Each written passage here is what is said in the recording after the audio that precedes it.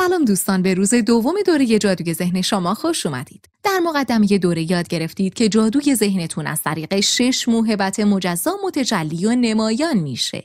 و دلیل خیلی خوبی داره که باب و ماری اول از همه به سراغ تخیل میرن. برای اینکه قدرت خلاقیت، شهود، اراده، حافظه، استدلال و استنباطتون رو به بیشترین حد برسونید، باید اول قدرت تخیلتون رو بفهمید و اونو به بیشترین حدش برسونید. این کلیدیه که قفل بقیه موهبت‌ها رو باز میکنه. من عاشق این استعاره‌ای هستم که میگه تخیل یه جور اینترنت درونیه. چون فکر میکنم این روزا هممون حس میکنیم که از طریق کامپیوترها، موبایل‌ها و تبلت‌هامون به تمام دنیا دسترسی داریم. اما تخیلتون فقط باعث نمیشه دنیا سرانگشتانتون باشه، بلکه درهایی به روی دنیاهایی به روتون باز میکنه که حتی هنوز وجود ندارن. چیزی که از طریق تخیلتون بهش دسترسی دارید حتی گسترده‌تر و خارق‌العاده‌تر از چیزهایی که میتونید از طریق گوگل پیدا کنید. امکانهایی که تخیلتون میتونه شما رو بهشون وصل کنه نامحدودن.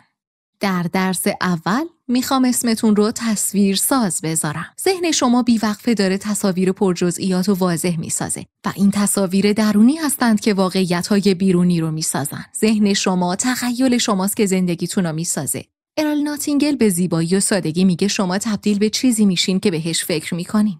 این یه مفهوم حیاتیه که باید کاملا متوجهش بشید، چون پایه تمام چیزاییه که بعد از اون مطرح میشه.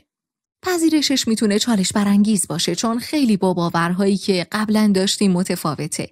اما وقتی واقعا درکش میکنید، راز رسیدن به هر چیزی که بخواید در دستانتونه. بهترین راه برای درک قدرت تخیلتون اینه که خودتون شاهدش باشید.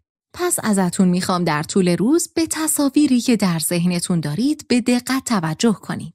به رفتار تخیلتون و چیزایی که روشون تمرکز میکنه توجه کنید. و اگه میتونید اونا رو بنویسید، چون فردا ازتون میخوام که این تمرین رو یه قدم فراتر ببرید. در این بین دوباره جلسه اول رو گوش کنید و منتظر پیام فردا باشید. من سندی گلگر هستم و یادآوری میکنم که جادوی ذهنتون رو پرورش بدید.